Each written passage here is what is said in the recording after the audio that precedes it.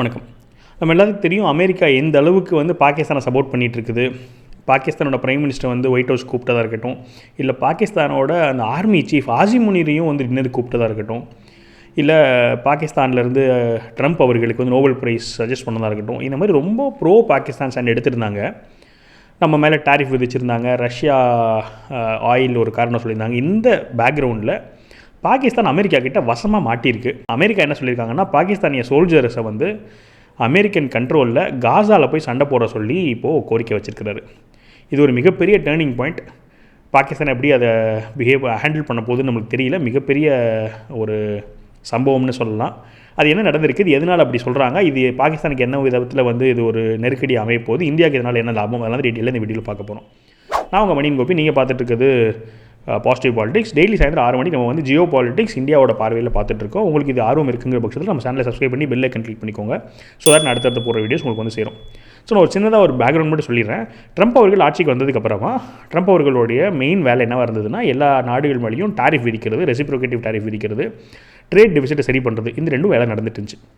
இந்த ரெண்டு பண்ணும்போது ட்ரேட் டீல் எல்லா நாடுகளோடையும் இந்த மாதிரி நான் டாரிஃப் போட்டுருவேன், நான் ரெசிப்ரோகேட்டிவ் டாரிஃப் போட்டுருவேன், ட்ரேட் டிவிசிட்டை சரி பண்ண போகிறேன்னு சொல்லிட்டு அவங்க கையை முறுக்கி ட்ரேட் டீல் சைன் பண்ண வச்சுட்டு இருந்தாங்க.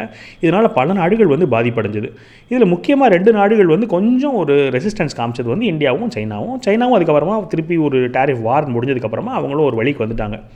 இந்தியா மட்டும் அந்த வழிக்கு வரல. அதுக்கு 2-3 காரணங்கள் இருக்குது. அதில் முதல் காரணம் என்னென்னு கேட்டிங்கன்னா, அவங்க அக்ரிகல்ச்சர் பொருட்களை வந்து நம்ம நாட்டுக்கு ஏற்றுமதி பண்ணுன்னு சொன்னாங்க, நம்ம அதை ஒத்துக்கலை. ஜெனட்டிக்கலி மாடிஃபைடு விஷயங்களை ஏற்றுமதி பண்ணுன்னு சொன்னாங்க, அதுக்கும் நம்ம வந்து ஒத்துக்கலை. அது மட்டும் இல்லாமல் இந்தியா பாகிஸ்தான் போகிற ட்ரம்ப் அவர்களை நிறுத்தினாருன்னு சொல்லி ஒத்துக்க சொல்லி அவங்களோட எதிர்பார்ப்பு இருந்துச்சு. அவங்க நம்மக்கிட்ட கேட்கவும் இல்லாமல் ஓப்பனாகவே பப்ளிக்காக போய்ட்டு நான் தான் இந்தியா பாகிஸ்தான் வரை நிப்பாட்டினேன், என் பேச்சை கேட்டு தான் சீஸ்ஃபயரே பண்ணாங்கன்னு சொல்லி சொன்னார். அதையும் நம்ம வெளிப்படையாக ஓப்பனாகவே பப்ளிக்காக நம்ம வந்து மறுத்துட்டோம். இல்லை, இதுக்கும் அதுக்கு சம்மந்தம் கிடையாது, அவர் சொல்லி நாங்கள் நிப்பாட்டலைன்னே நம்ம சொல்லிட்டோம். இந்த பல காரணங்களால அமெரிக்காவுடைய பர்டிகுலர்லி ட்ரம்ப்புக்கு வந்து மிகப்பெரிய ஒரு ஹியூமிலியேஷனாக இருந்துச்சு. ரொம்ப ஒரு அவங்க என்ன நினச்சாங்கன்னு சொன்னால், அலியாக இருக்காங்க, நம்ம சொல்கிறத செய்வாங்கன்னு நினச்சிட்டு இருந்தாங்க. இது எதுவும் நடக்காததுனால டாரிஃப் விதிக்க போகிறோன்னு சொல்லிட்டாங்க. அப்போது பாகிஸ்தான் விஷயத்தில் அவங்க வந்து நான் சொன்னதை ஏற்றுக்கலேன்றதை சொல்கிறது தப்பாக இருக்கும். Agricultural diary products genetically modified அவங்க ஒத்துக்கலேன்றதை சொல்கிறதும் வந்து ரொம்ப தப்பாக இருக்கும். அதை மெயின் காரணமாக சொல்ல முடியாது. அப்படிங்கிறனால அவங்க என்ன பண்ணாங்கன்னு சொன்னால், ரஷ்யா கிட்ட அவங்க ஆயில் வாங்குறாங்க, நம்ம ரஷ்யா கிட்ட ஆயில் வாங்க கூட எல்லாத்தையும் சொல்கிறோம், சாங்ஷன் விதிக்கணும், இருந்தாலும் அவங்க பண்ணுறாங்கங்கிற மாதிரியான ஒரு காரணத்தின் அடிப்படையில் நம்ம மேலே அதிகமாக டாரிஃப் போட்டிருந்தாங்க. இது மட்டும் இல்லாமல் இன்னொரு காரியம் என்ன பண்ணாங்கன்னு சொன்னால், பாகிஸ்தானுக்கு பயங்கரமாக சப்போர்ட் பண்ண ஆரம்பித்தாங்க. பாகிஸ்தானுக்கு வந்து ஃபண்டிங் பண்ணதாக இருக்கட்டும், அப்புறமா வந்து பாகிஸ்தானோட அதிபரையும் சரி, பாகிஸ்தானோட ஆசிம் முனியையும் அமெரிக்கா கூப்பிட்டதாக இருக்கட்டும் சரி, இன்னொரு காரியமும் அவர் பண்ண பார்த்தார். சீக்கியா என்ன பண்ணாருன்னா, பாகிஸ்தானோட ஆசிம் முனியும் ஷெபாஸ் ஷெரீஃபும் அமெரிக்காவில் இருக்கும்போது மோடி அவர்களை அமெரிக்காவுக்கு வர வைக்க ட்ரை பண்ணார். அப்போ என்ன பண்ணாருன்னு சொன்னால், மோடி அவர்களை எதர்ச்சியாக 3 பேர் இருக்கிற சமயத்தில் மோடி அவர்களை வர வச்சு நான் வந்து 2 பேருக்கும் சமரசம் பண்ணி வச்சேன்னு ஒரு சீன் கிரியேட் பண்ணலான்னு பிளான் பண்ணார். மோடி அவர்கள் சூதானமாக என்ன பண்ணிட்டாருன்னா, இல்லை நான் அமெரிக்காவுக்கு வரலேன்னு சொல்லி ஒரு இன்விடேஷனை டேர்ன் டவுன் பண்ணிவிட்டு இந்தியாவுக்கு வந்தார். அப்போ இங்கே கூட பொதுக்கூட்டத்தில் சொன்னார், என்னைய ட்ரம்ப் வந்து அமெரிக்கா கூப்பிட்டாரு, நான் முடியாது, நான் இங்கே வந்து உங்களை பார்ப்பேன்னு சொல்லி நான் அதை கேன்சல் பண்ணேன்னே ஓப்பனாக சொன்னார். அப்போது இந்த மாதிரி நம்ம வந்து அதை தவிர்த்துட்டே இருக்கிறோம். ட்ரம்ப் அவர்களை மீட் பண்ணுறதுக்குமே மோடிஜி அவர்கள் தவிர்த்துட்டே வரார். ஏன்னா இந்த மாதிரி அவர் வந்து என்ன பண்ணுறாருன்னா, ஒரு சூழ்ச்சி பண்ண ட்ரை பண்ணுறாருங்கிறனால நம்ம தவிர்த்துட்டே வரோம். நிறைய விஷயங்களில் ப்ரெஸ் வீடியோ கான்ஃபரன்ஸில் மீட் பண்ணுறது, இந்த மாதிரி நிறைய விஷயங்கள் பண்ணிகிட்ருக்கோம். அப்போ இந்த பேக்ரவுண்டில் அவங்க பாகிஸ்தானுக்கு ரொம்ப சப்போர்ட் பண்ண ஆரம்பிச்சிட்டாங்க.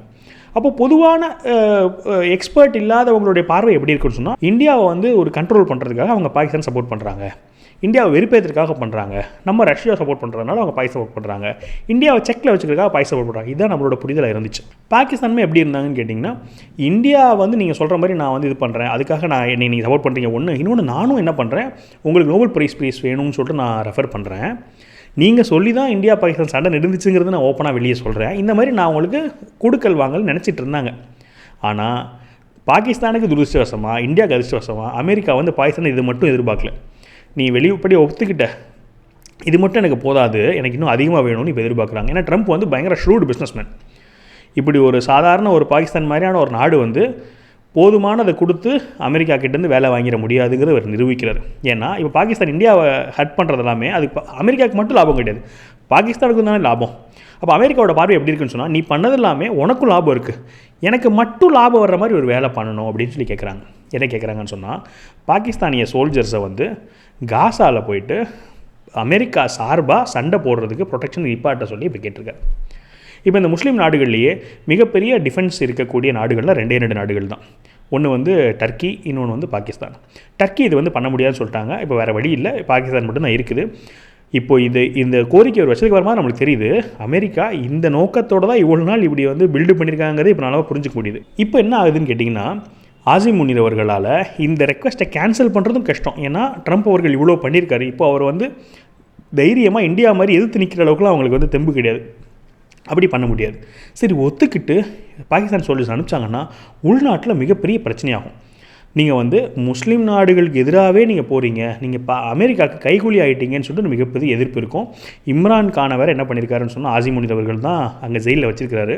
ஸோ அது எல்லாம் ஒட்டு மொத்தமாக சேர்ந்து உள்நாட்டில் ஒரு பெரிய பிரச்சனை வர்றதுக்கான வாய்ப்புகள் இருக்குது.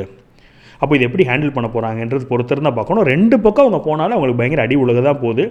இந்தியா மேலே உள்ள வெறுப்பை மட்டுமே பிரதானமாக வச்சு ஒரு உலக அரசியல் பண்ணாங்கன்னா எப்படி ஒரு சிக்கலில் மாட்டுவாங்கிறதுக்கு பாகிஸ்தான் ஒரு பக்காவான உதாரணம்.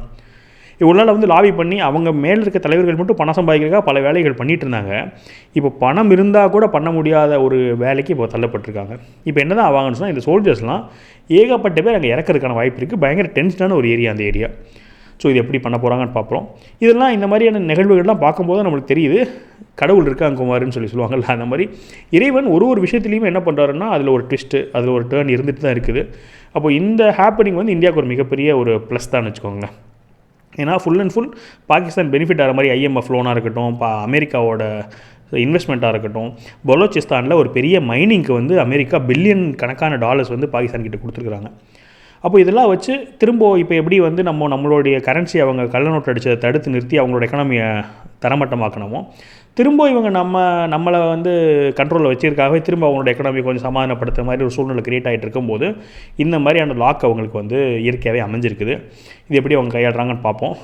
இதன் மூலமாக வந்து இந்தியாவுக்கு இன்னொரு திருப்பி அப்பர் ஹேண்டுன்னு நம்ம சொல்லலாம். ஸோ இந்த விஷயங்கள் எல்லாத்தையும் உங்களுக்கு எக்ஸ்பிளைன் பண்ணிட்டு ஷேர் பண்ணாங்க இந்த வீடியோட நோக்கம். உங்கள் கருத்துக்களை பதிவு பண்ணுங்கள். நீங்கள் என்ன நினைக்கிறீங்க இந்த மாதிரியான டர்ன் அரவுண்டை பற்றி? ஸோ உங்கள் கருத்துக்கள் ரொம்ப வேல்யூபிள். நீங்கள் பாருங்கள், மற்றவங்களுமே ரொம்ப முக்கியமான கமெண்ட்ஸ் பண்ணுறாங்க. நம்ம சேனலோட கமெண்ட் செக்ஷனும் நீங்கள் வந்து வாட்சி பாருங்கள். ரொம்ப வேல்யூபிளான கமெண்ட்ஸ், ரொம்ப எக்ஸ்பர்ட்ஸ் நம்ம சேனலில் ஃபாலோ பண்ணுறாங்க. உங்களுக்கு உபயோகமாக இருக்கும்னு நான் நம்புகிறேன். மேலும் ஒரு பாசிட்டிவ் சொல்லி சந்திக்கிறேன். வணக்கம்.